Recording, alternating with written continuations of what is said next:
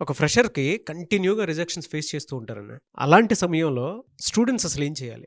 So, అట్లాంటి టైంలో చిన్న చిన్న స్టెప్స్ ఫాలో అవుతే వాటిని ఓవర్‌కమ్ అయ్యి డైరెక్ట్ జాబ్ క్రాక్ జేయొచ్చు. ఎలాగా అంటే ఒక ఇంటర్వ్యూకెళ్లారు. ఎళ్ళాక కంపల్సరీగా ఫీడ్‌బ్యాక్ తెలుసుకోవాలండి. హెచ్ఆర్ నుంచి ఫీడ్‌బ్యాక్ కనుక్కోవటంలో తప్పు లేదు. త్రూ మెయిల్ అడగాలి.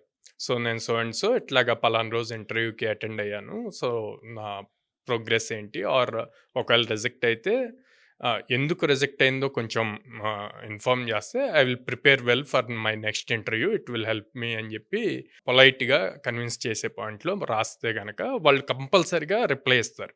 సో, ఎక్కడ ల్యాగ్ అవుతున్నారు ఏంటి అన్నది. ఎందుకు అప్పుడు అది మీకు నెక్స్ట్ ఇంటర్వ్యూకి బాగా యూజ్ అవుతది.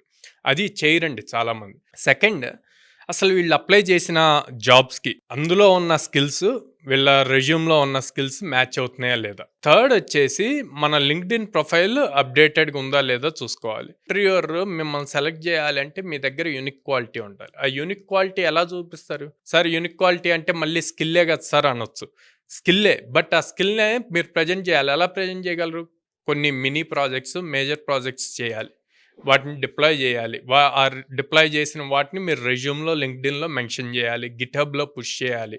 సో, ఇలాంటి థింగ్స్ చేసుకుంటే గనక రెజ్యూమ్‌కి వెయిటేజ్ పెరుగుతది. అండ్ ఇయన్నిటితో పాటు ఇంటర్న్‌షిప్స్ గాని, ఫ్రీలాన్సింగ్ వర్క్ గాని చేయాలి. ఇంటర్వ్యూయర్‌కి స్ట్రాంగ్‌గా ఉంటది. ఓకే. తిను జస్ట్ స్కిల్ గాదు. దాన్ని ప్రాక్టికల్‌గా ఇంప్లిమెంట్ జేయటానికి గూడా చూసాడు.